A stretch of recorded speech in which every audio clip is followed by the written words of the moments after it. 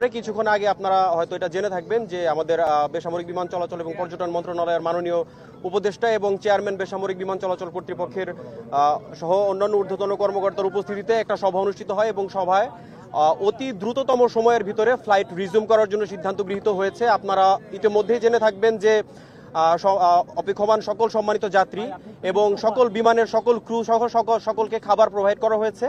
এছাড়াও সকল প্রকার যাত্রী সেবা নিশ্চিত করা থেকে শুরু করে সব কার্যক্রম চলমান রয়েছে এবং এছাড়াও আমরা আশা করছি অতি দ্রুততম সময়ের ভিতরে আমাদের ফ্লাইট চলাচল শুরু হবে এবং যে সমস্ত বিমানগুলো আপনারা জানেন, কিছু বিমান সিলেটে, কিছু বিমান চট্টগ্রামে অপেক্ষমান রয়েছে, সেই বিমানগুলো কিন্তু তাদের কার্যক্রম শুরু করেছে এবং অতি দ্রুত সময়ের ভিতরে হযরত শাহজালাল আন্তর্জাতিক বিমানবন্দর থেকেও বিমানগুলো উড্ডয়ন করতে পারবে বলে আমরা আশাবাদ ব্যক্ত করছি ইনশাআল্লাহ।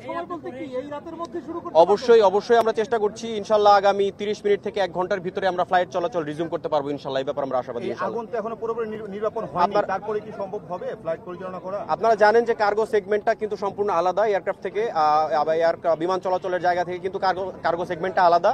তারপরেও কিন্তু নিরাপত্তার কথা চিন্তা করে আমরা ফ্লাইট চলাচল বন্ধ রেখেছিলাম। এখন যেহেতু আগুন মোটামুটি নিয়ন্ত্রণে রয়েছে, এই পোর্শনটুকুকে আমরা কিন্তু অ্যাভয়েড করে আমরা চেষ্টা করছি ওই পোর্শন থেকে এয়ারক্রাফট অপারেশন চালু করার জন্য। এই ব্যাপারে আমরা ঊর্ধ্বতন কর্তৃপক্ষের নির্দেশনা আলোকে যথাযথ ব্যবস্থা গ্রহণ করছি। আমি ফ্লাইট লেফটেন্যান্ট আবু ওয়াক্কাস হৃদয়, আমি হযরত শাহজালাল আন্তর্জাতিক বিমানবন্দরের এভিয়েশন সিকিউরিটি বিভাগে কর্মরত রয়েছে।